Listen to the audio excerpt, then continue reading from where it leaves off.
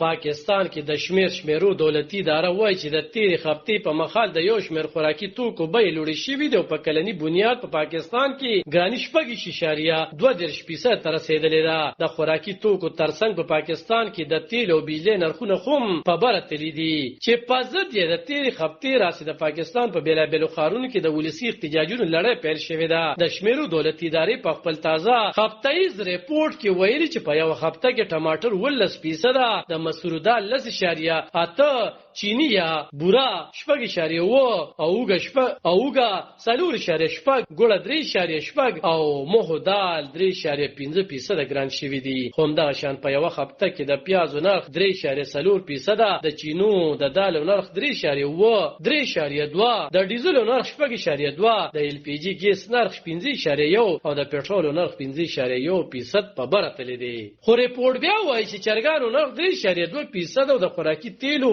د 5 لیټرو نرخ 1% کم شوی دی. د ریپورټ تر مخه په تیره یوه هفته کې په پاکستان کې د 2 شیانو نرخونه په بره تللی دي او د 5 شیانو نرخونه بیا کم شوي دي. د اقتصاد پوهانو په نظر داسې اندېښنې شته چې په راتلونکو ورځو کې د تیلو، بجلۍ او ګیس قیمتونه نور هم سیوا شي، عوامه ګراني به ورسره نوره هم لوړه شي. د تیرې هفتې په مخال په پاکستان کې د روپۍ ارزښت پرله پسې په لاندې روان شوی او په بانکونو کې $1 په 300 او په خلاص مارکیټ کې په 330 روپۍ پلورل کېدو. خو د تیرو 2 ورځو راسې یو ځل بیا د روپۍ ارزښت کې یو څو زیاتوالی لیدل شوی او په خلاص مارکیټ کې نن د جمعې پر ورځ $1 په 303 روپو تبادله شوی دی. په خلاص مارکیټ کې بیا روپۍ د ډالر په مقابل کې ل 330 نه 312 روپو ته راغلی ده. طالب خان شیرپو، دلبر نیوز 400.